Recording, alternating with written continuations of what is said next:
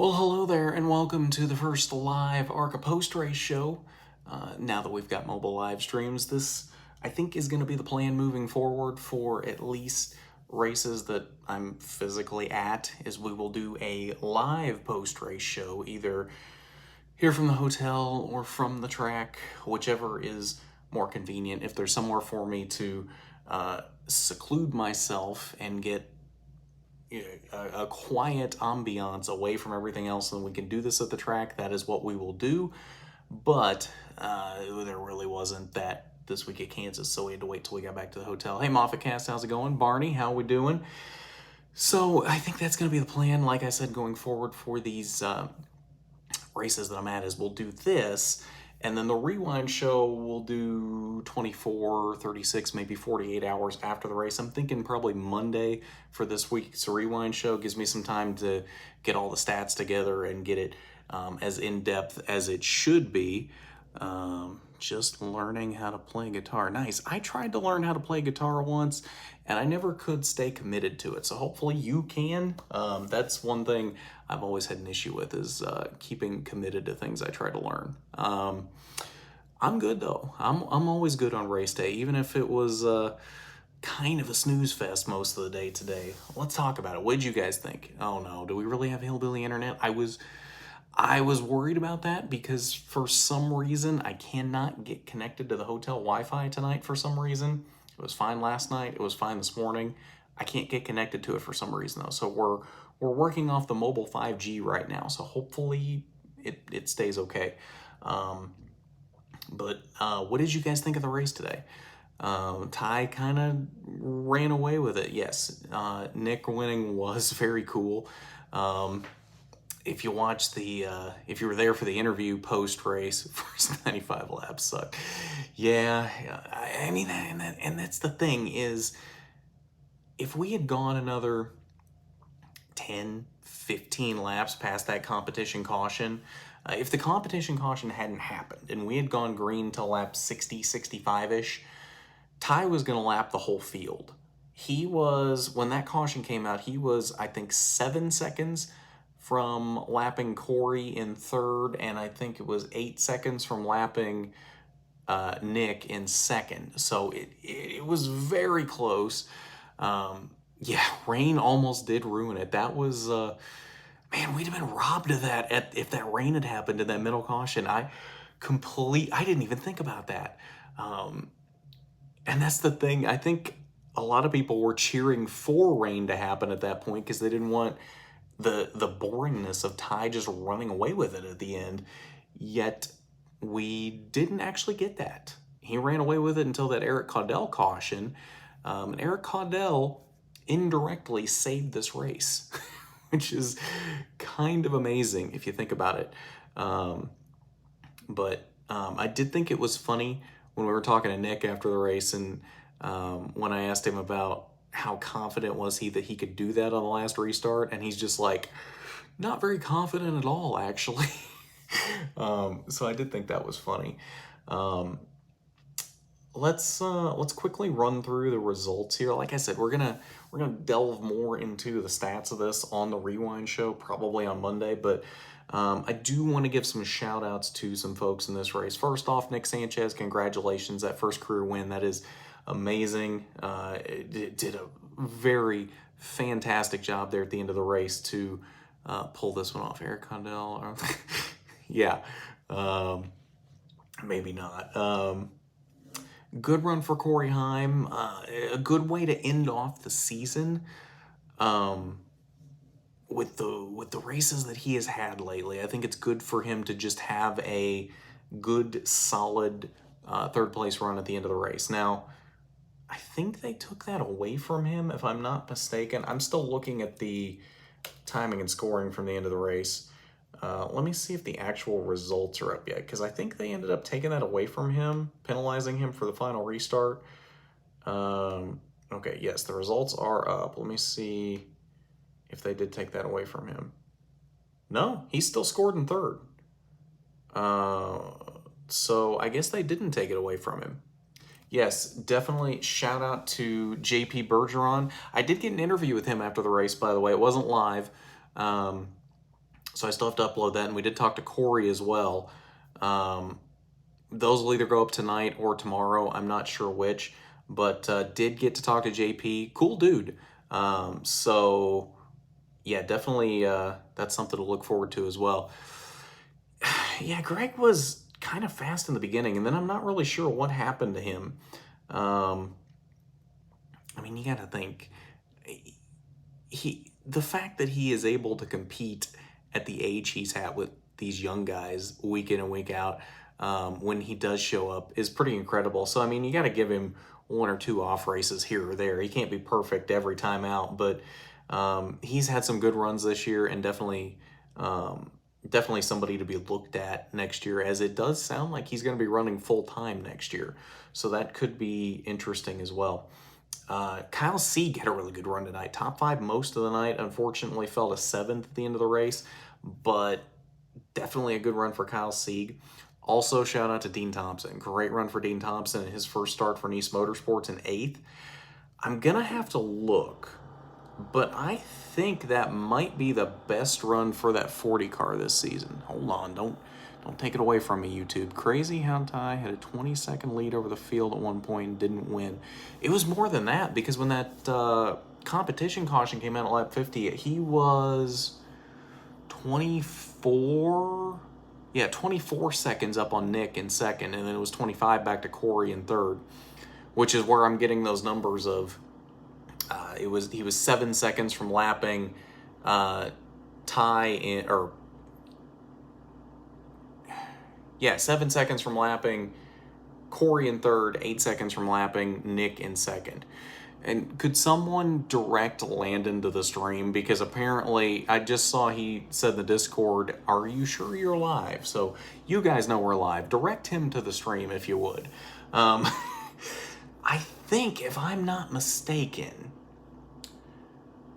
that might be... no, we're not going to do iRacing Tuesday this week, because on the personal channel, we're going to be doing NASCAR 21, since that's the day it comes out for early access.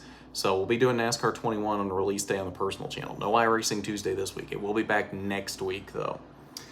As I was trying to say, though, now for like the third time, I think this is the best run for a Nice Motorsports car this season. I haven't gone through and looked yet. I will definitely go through and figure that out before the Rewind show. But I think that's the best run for a Nice Motorsports car this season. So definitely big shout out to Dean Thompson for that. In wheeling that Nice Motorsports car. Those Nice Motorsports cars have not been super fast this year in ARCA. So for him to come out and finish 8th in that thing, I think is fantastic. Hey, Ashton. A little bit of an off night for Raja Carruth there in 9th. I'm not really sure. But this was his first big track start, wasn't it?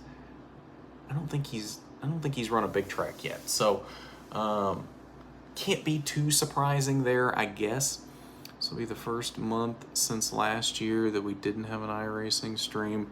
We haven't done one in a month? Has it really? I don't know about that. Landon, did you get taken over by No Tires? That sounds like something No Tires would say. Top 10 run for Parker Chase. Good job to him.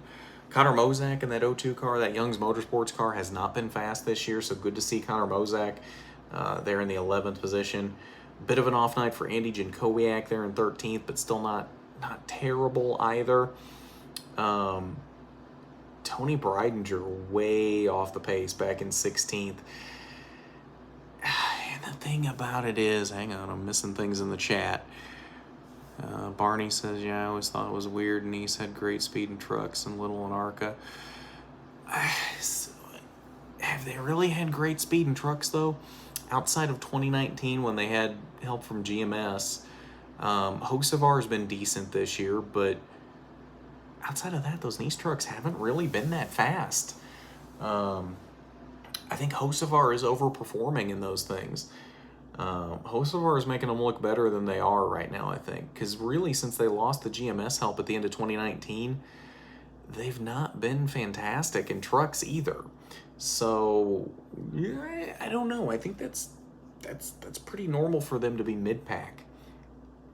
But yeah, as I was saying, really, really off for Tony Breidinger. And this seems to be the norm for her.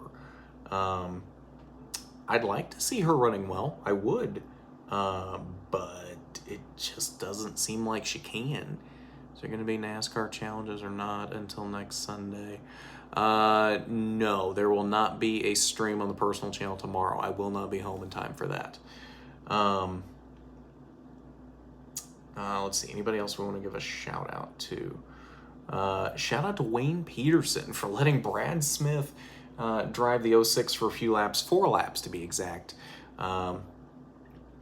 What I find weird is, Moffacast, you are correct, because they did have Wayne Peterson on the ticker on MAV TV.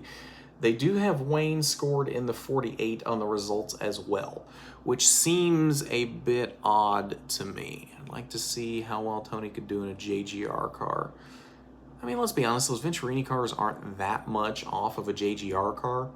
She might get a top 10 in one, but with how she runs in a Venturini car, I don't see her doing much better than that in a JGR car. I really don't. But back to the Wayne Peterson thing. It is strange to me that they would score him in the 48 when he never actually turned a lap in the 48. In fact, Brad turned laps in the 48 in practice before it blew up. And then Brad also turned laps in the 06. Shout out to Bailey Curry today in the Xfinity race, P18 in JD Motorsports car. Yeah, it's pretty good. I mean, that's about normal for a JD Motorsports car, though, isn't it? Landon Castle does that about every week in a JD car. Streaming, yes, we will be doing NASCAR 21 on Tuesday, as well as Wednesday. Wednesday, I think, is going to be the normal day for NASCAR 21, but we're also going to do it on Tuesday, since that's the day it comes out for early access from pre-ordering. So we'll be doing it Tuesday and Wednesday, and then Wednesday will be the normal day for it after that on the personal channel. But it just seems odd to me that they would score Brad Smith in the 06, but then Wayne Peterson in the 48, when Wayne never actually turned a lap at all in the 48. In fact, Brad Smith turned laps in the 48.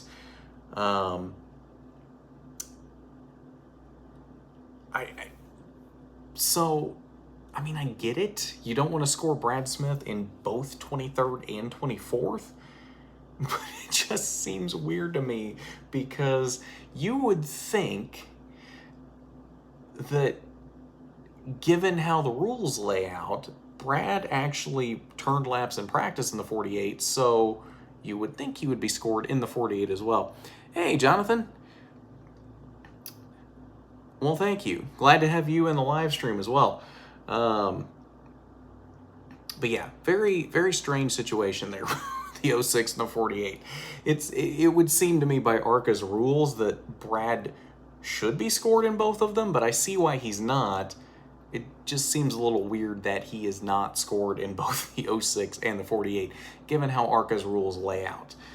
But yeah, I think that's about all we've got to talk about tonight in terms of post-race. We can't go too long with this because I did order food, so we got to be wrapped up with this before the food shows up. I don't think the driver has left with it yet, though, so I think we've probably got a few more minutes if there's anything you guys want to talk about. But we can talk about the Xfinity race if you want. Food from, where did I order from? I think it was called Old Chicago. Hang on, let me look through my notifications. Yeah, Old Chicago 90. I try to get different local places delivered when I go to the track.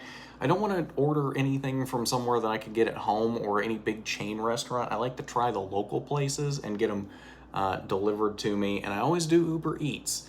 So pro tip, since that's what I do for money during the week to pay my bills and to get to races, I'll do DoorDash, Uber Eats, and Grubhub.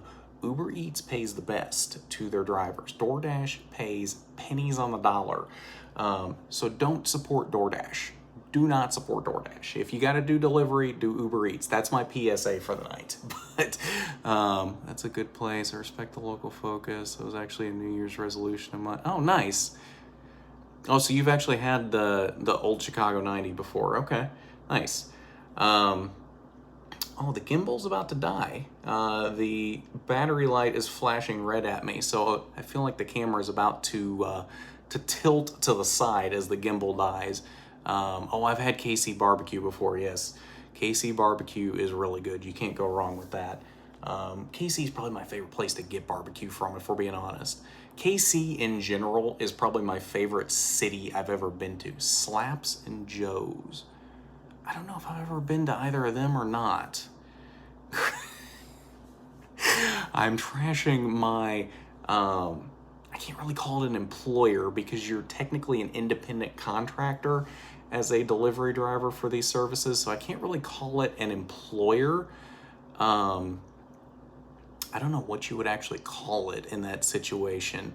But yes, I do have that experience with DoorDash that I can't. Oh, yep, there we go. So I guess that is our cue to. I will try to get an Andy J stream this week. That is a definite, and I also have somebody else lined up this week for an interview that you guys will like. But I don't want to hold the camera like this forever. So now that the gimbal has died, I think that is the end of the stream. So thanks for hanging out, y'all. We'll see you for the Rewind show probably on Monday. Yeah, probably on Monday. So thanks for hanging out, and we will see you then. Peace.